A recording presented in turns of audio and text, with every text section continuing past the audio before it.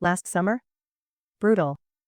I mean the kind of heat where you don't just sweat, you dissolve. 103 Fahrenheit on most days. The kind of weather that makes even ceiling fans feel like mocking you. People were adapting, boys were getting their heads shaved like monks, and even girls were chopping their hair short like boys. And then there was Mom. Mom, with her signature long black hair. She'd grown it since she was a child. Never let go of it. At 47, she still wore her thick waist-length hair like a badge of tradition. Once, she'd grown it to her knees, but a mishap with some garden bushes brought it back to mid-back. Even then, she didn't dare cut too much. Buns, braids, twist-ups, she'd done all the long hair classics. But cut it short? Never crossed her mind. Then the AC broke. No repairman for 3 weeks. Dad tried. I escaped to a friend's house. Dad left early for work. Mom? Stuck at home. With her hair. With that heat. One afternoon, she looked defeated. Sweat dripped from her forehead. Her long hair clung to her neck like a scarf made of fire. Isn't your long hair a problem? I asked. She paused, then quietly, yes. But I manage. It's getting hotter every day. Why not get a short haircut? She tensed. The word haircut made her visibly uncomfortable. I've thought about it, she murmured. But she never did anything about it. You should get a haircut today, I said, not suggesting, commanding. That jolted her. She looked at me. Then, surprisingly, yes. I want a haircut today. She'd hit her limit. She even tried calling a few salons. All closed due to the heat. No AC, no staff, no hope. I said, what about a barbershop? She looked at me like I'd asked her to jump in a lake. A barbershop? No, she said. I told her, I can cut your hair if you don't want to go. Long pause. Okay, she whispered. Let's go. She changed into something light and comfortable. I gave her directions. She walked off. 20 minutes later, she came back, hair still braided. The barbershop was too crowded, she said. I don't need a haircut. I wasn't having it. There's another one. We'll walk there.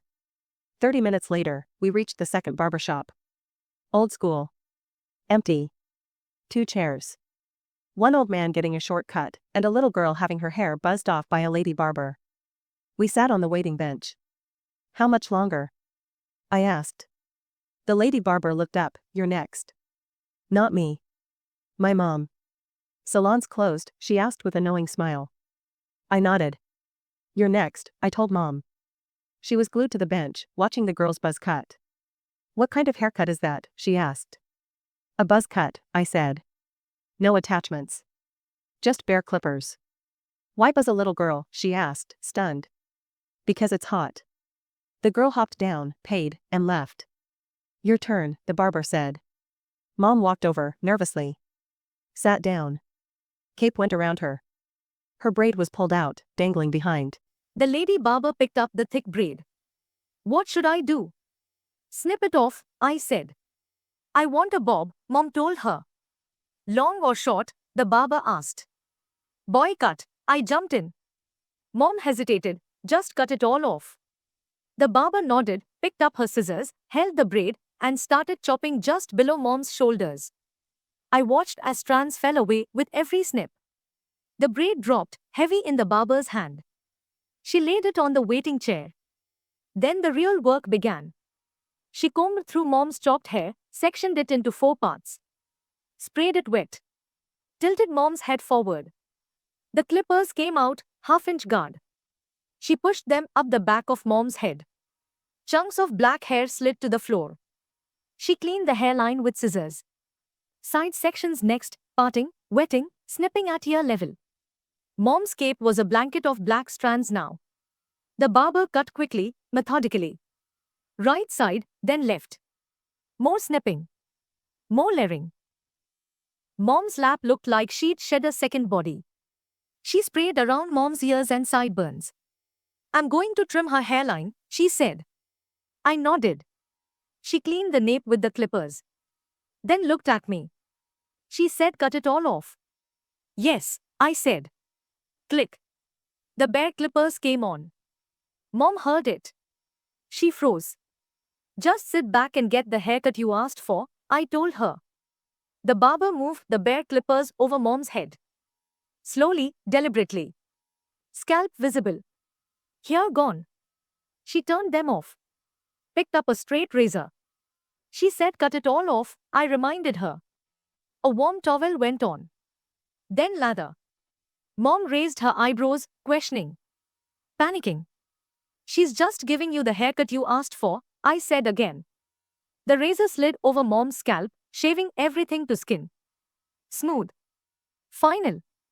Then, the barber pointed to Mom's eyebrows. I shrugged. Thought for a second. Then traced over my own eyebrows with my finger.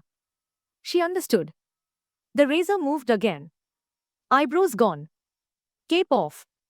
Brush down. This is the haircut she asked me to give, the barber said as she lowered the chair. Mom stood. Walked to the mirror. Touched her smooth head. Her bare brow.